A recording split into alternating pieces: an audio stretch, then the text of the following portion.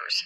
My lead source tonight is the Republican Senator Markwayne Mullin of Oklahoma, and it's great to have you here. Obviously, you're a huge ally of the president. And now that he's 100 days in, and the economy seems to be a major focus for a lot of voters as they're looking at this. In that interview tonight, he talked about the 145% tariffs in place on China. He said he thinks China will actually end up eating most of that. Is that how you see it, though? Well, I do. I think China has to have us. If you start looking at the economy is strong. Kaylin, I know the voters are looking at it. You got to remember, underneath President Biden's 4 years in office, he averaged inflation at 4.95%, nearly 5%, at a high of 9.1%. Today, inflation is down to 2.4%. You start talking about optimism inside the economy. We have 229,000 jobs created, 459,000 jobs went from part-time to full-time. We have private investment of $2 trillion that have been pledged to invest in the United States in the first 100 days of the presidency. We have foreign investments of $3 trillion. That's $5 trillion invested in our economy just in the first 100 days. People like to see what is going on right now. You have gas prices down 22%. And when you start talking to American people, they are excited about where our country is headed. But if the numbers are as good as the president says they are, I mean, he's wildly exaggerating how much eggs are down. They're not down 87%.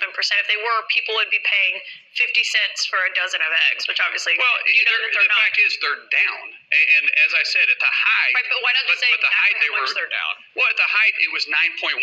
So it depends on what metric you're using. At 9.1%, they're down to 2.4% now. Inflation, that is a significant drop. That's not 50%. You're getting down to actual real numbers at that point. So it depends on which point you're talking about. We can discuss wherever we want to on the eggs at what source you want to say or at what time frame he may be referring to. The fact is, prices are down, and we see them. But they're not down as much as he's saying that they're down for eggs. So I'm saying if my let's use the math. What's 9.1% down to 2.4%? What's the percentage? If the numbers are as good as you think they are, and as you're arguing, and that's number from the agriculture department. Why not just say they're down 52% or 53% instead of 87%? It's interesting to me.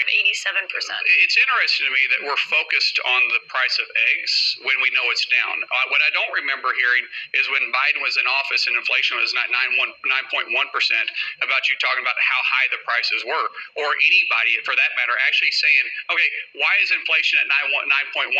Why are we averaging 4.95, nearly 5% of inflation? Why is it in the first 100 days? That should be the conversation.